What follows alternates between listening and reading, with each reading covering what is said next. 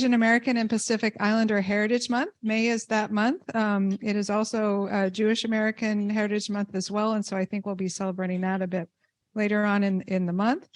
I am honored today as a fellow Asian American to be able to introduce my friend, Ben de Guzman. I have actually known Ben since about 1999. And the longer that time goes by, the more we realize how old we both are. Yeah, when we met through mutual friends in the DC LGBTQ community. Ben is the son of Filipino immigrants and was born and raised in New Jersey. He first moved to the district in 1997, the same year that I did, and is a proud resident of Ward 1. Ben currently serves as the mayor's director of the DC Mayor's Office on Asian and Pacific Islander Affairs, or as we like to call it, MOAPIA. He has been a leading voice at the local and national level on issues of racial equity, immigrants' rights, veterans affairs, and LGBT justice for more than 2 decades. He comes to MOAPIA from the Mayor's Office on LGBTQ Affairs, where he served as the community outreach specialist.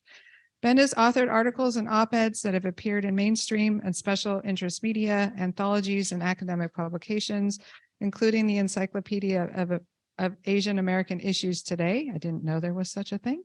In October 2019, he received one of 20 Outstanding Filipino American Awards for LGBT Advocacy. Ben will be sharing with the club a bit about the MOAPI office, some AAPI DC history, and some facts and figures about AAPIs in our region. Please give Ben a warm welcome. Thank you, Jennifer, and thank you to the club for inviting me again.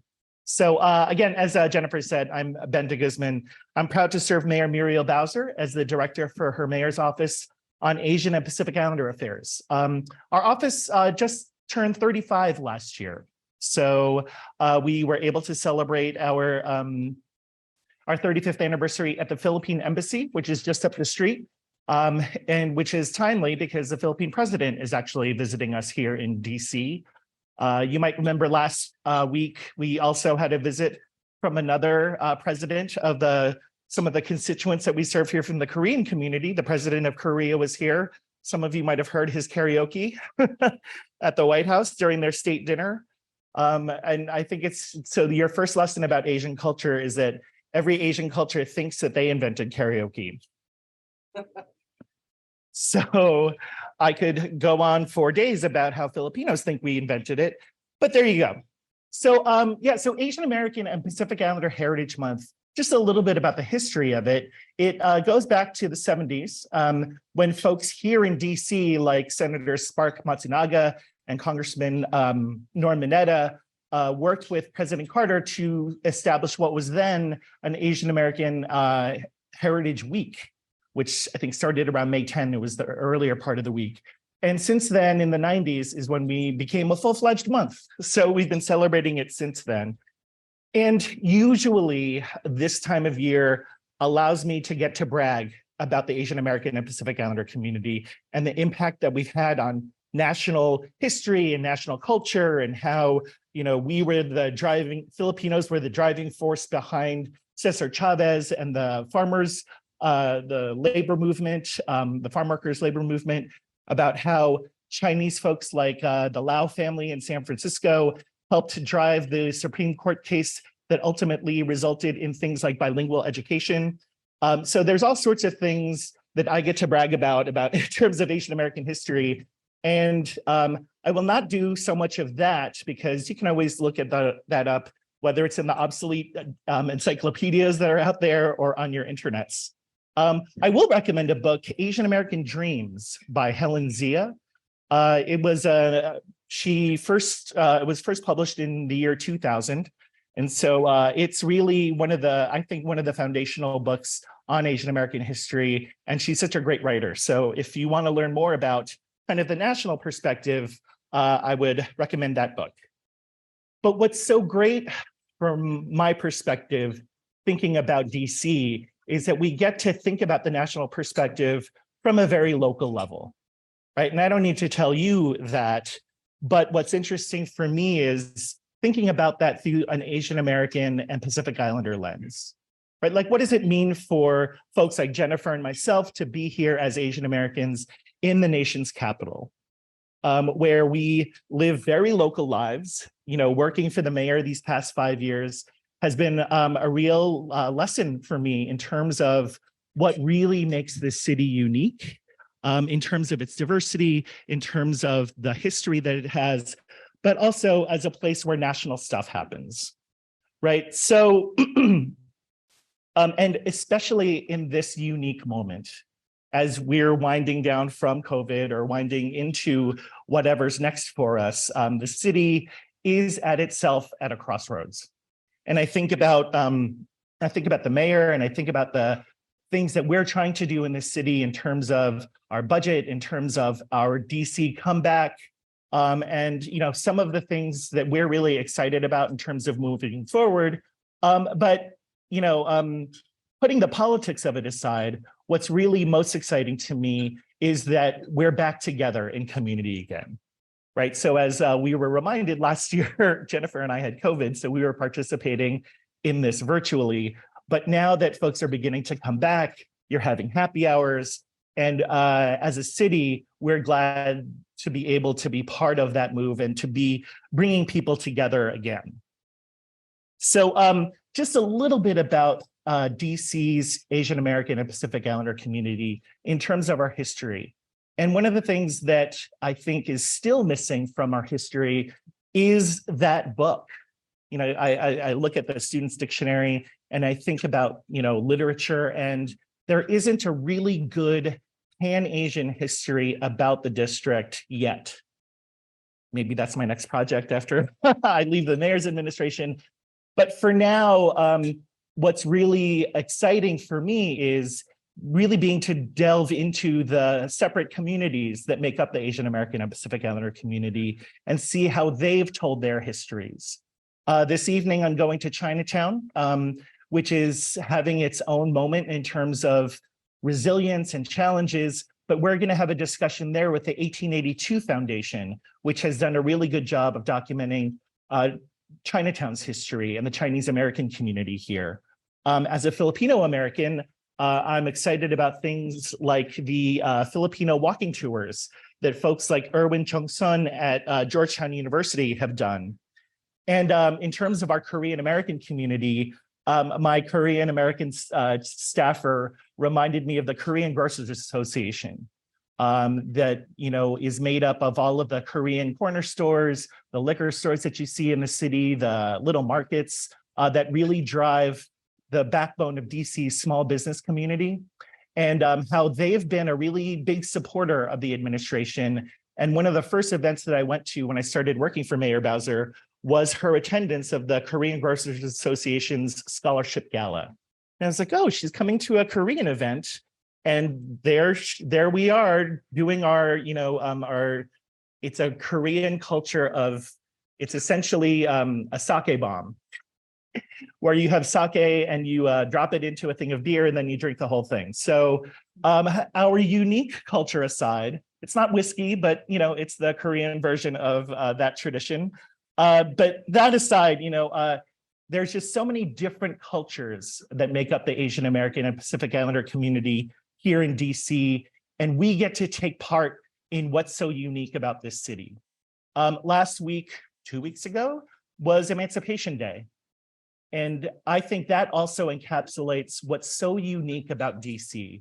You know, like I've lived in places like New York and LA, where, you know, they're very kind of insistent about their culture. You know, LA, you see it on TV all the time. New Yorkers are proud of being in New York.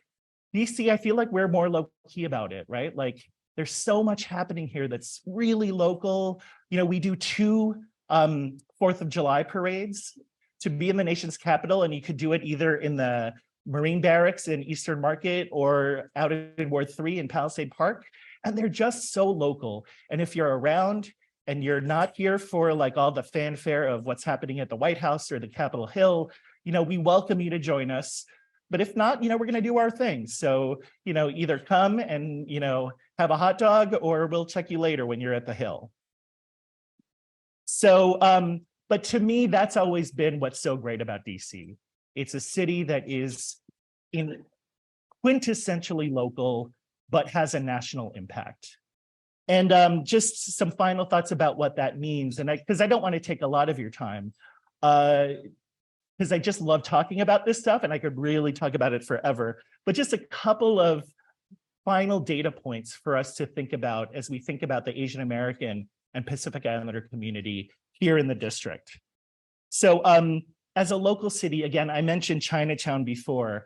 Chinatown, not only the one in DC, but really Chinatowns around the country have been the canary in the coal mine when it comes to the pandemic, right? Like even as early as February of 2020, our Chinatown businesses were coming to my office, we're coming to the mayor and saying, hey, we need help. Nobody's coming down to Chinatown anymore. There's this COVID-19 thing that people are freaking out about. And if you remember, Mayor Bowser went to Chinatown. Mayors from all over the country were going to their Chinatowns to be in solidarity with them, to say that, you know, DC is still open. And then March 13th happened and we shut everything down. But Chinatown experienced that first, right? In terms of the economic kind of challenges that we all face here as a city. And now as we're coming back from it, Chinatown is still kind of trying to find its way. So if you go down there, you'll see some of the businesses that are still trying to make it through. Gallery Place, you know, has been, because it's so central, because it's metro accessible, it's on that red line.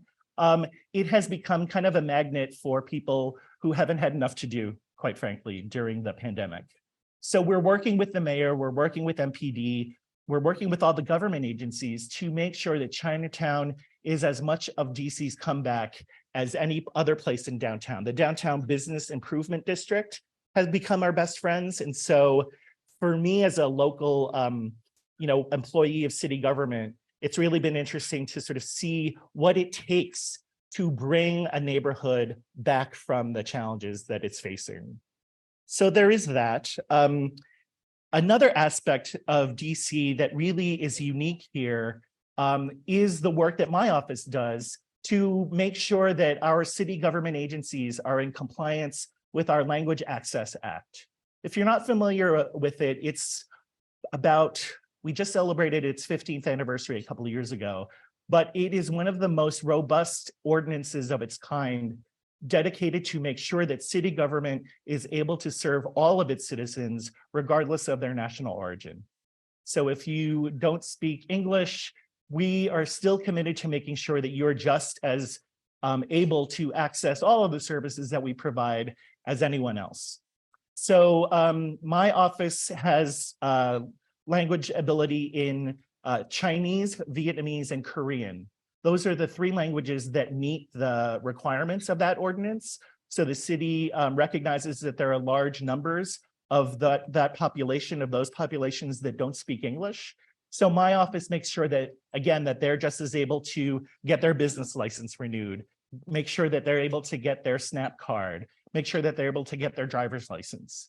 And so, you know, to see the local impact, to see that auntie from Chinatown who's able to get her groceries when she couldn't before, is something that, you know, my friends in the national scene who do national advocacy work will not get, they'll not get that rewarding feeling that I get when I see the direct impact of our office's work. And then finally, like I said, I'm the first person in my office who came from a national advocacy background. So as Jennifer said, I worked for a long time on, you know, working on issues like immigration, like education, like voting rights and that sort of thing. But to see how they get implemented at the local level for the past 5 years has been something that's just a rewarding part of this new part of my career. So again, you know, we started when we were 5 here in DC about 25 years ago. But as you know, as I turn a milestone birthday, we celebrated our milestone birthdays last year at the risk of dating us. But but you know, again, just to see the city in new eyes is something that's really exciting to me and is exciting for me as I prepare for the next 25 years. But let me just close by saying that our office is excited to share Asian American and Pacific Islander Heritage Month. Our annual celebration is actually next week. It's coming up on Monday. I missed it last year because I had COVID. So to miss your office's major public event when you have COVID is something I got to tell you. Whew. But our office did it last year, was really great, apparently. And we're excited to bring it back this year. We're honoring chefs stopping AAPI hate, which was an initiative that began obviously during all of the violence that was happening against our communities. So folks like the chef from Moon Rabbit in the Wharf, and Anju and Mandu, Daniel Lee has been part of it. And so it's very exciting. So we're honoring those folks. We ourselves are having a Foodylicious chef demonstration event at the end of the month on May 22nd. So this Monday, our event, and then May 22nd, our Foodylicious event. And there's stuff happening all the time here in DC, both locally and nationally. So our agency's social media is probably the best way to keep up on it.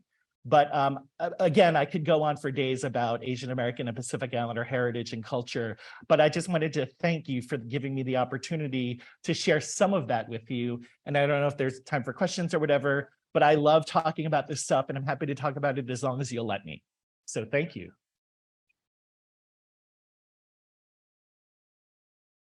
Asia is a big place, the biggest continent, the most populous continent. You've spoken mainly about East Asians and Pacific. Do you also cover India and Iraq and even Turkey?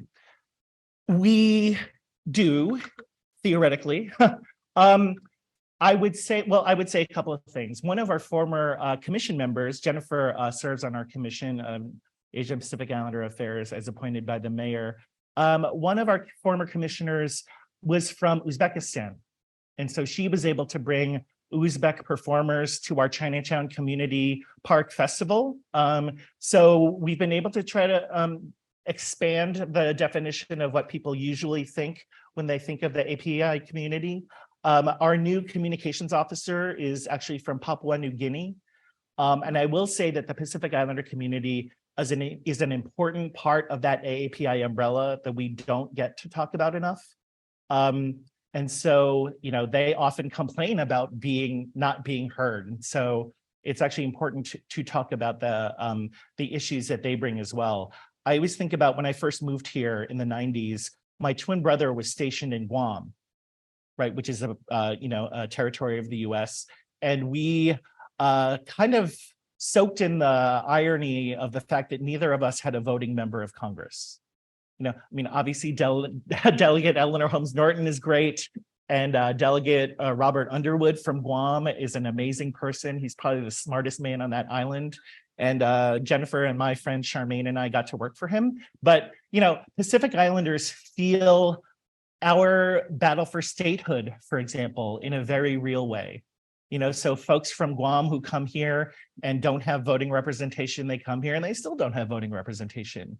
So, but it's something that we feel we're always trying to draw connections between and among the communities. So thank you for bringing that up. Yeah, so we always try to do that job. I mean, my constituents literally represent half the world's population. So take that, Mayor's Office of Latino Affairs. Hi, thank you for coming. A wonderful speech. I came from Mongolia, so me and Amma is actually from Mongolia and presenting the country. And then as far as I've been seeing, so the community is existing here since 33 years ago. So we are kind of democratic country and then keep immigrating the people from Mongolia to here. And then I assume that we are least promoted country people here in the DC and beyond. And what's the best way to promote the Mongolian community in here? So we are really least concerned and least promoted, maybe. Well, I would love to talk to you and follow up. You know, I think. The second question is, please. Can I volunteer in some of the things what your office is doing? Yes, of course. A lot of the events that I talked about, we're always looking for volunteers. So whether you're Asian or not, so we're always glad to work with people especially for the events that we put on, because they don't happen by themselves. But we should definitely talk. Again, I think we're always trying to expand what we mean by Asian American and Pacific Islander. So a lot of times the smaller groups, don't get heard. And so it's up to our office to make sure that we're lifting up those voices. So thank you. What size is the Asian community in DC? So we're about 44,000. So we're about 6 or 7% of the population, which is roughly the national kind of average. So, one of the things that I always like to say is that we are a big time city with a local feel. So we think we're a New York or a Los Angeles. God bless those cities. I love them. Those cities actually also coincidentally have large API populations. So, New York, LA has like a 12% population. San Francisco has like a 20 or 30% population. So just as a point of comparison. I would also say, though, that with much love to our other cities and our other jurisdictions, my office is actually the largest office of its kind in the country. So California has a commission. Washington State has an Asian American commission that has been around for 50 years, that Jennifer's father has interacted with a lot in his political career. There are folks in DC here right now attending a White House Initiative event from the Council of Asian Pacific Minnesotans, because there are Asian Americans in Minnesota as well. But we're the largest of our kind, and it gives me no small measure of pride to be able to talk about that, again, with much love to New York and California.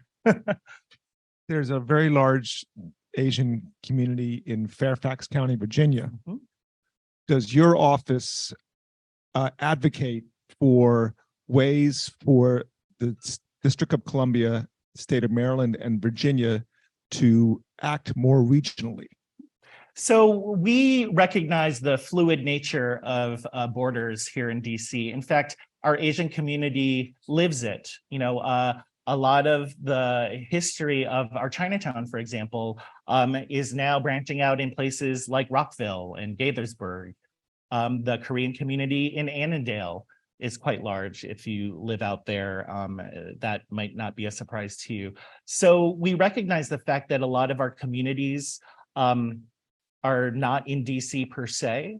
So while my mandate is specifically to serve DC residents, we work in collaboration with a lot of our friends from around the region. Maryland has a state commission on Asian Americans and Pacific Islanders. Christina Poi staffs that office. Virginia has a robust Asian American community. There are parts of Fairfax County that are about 10 or 12% Asian.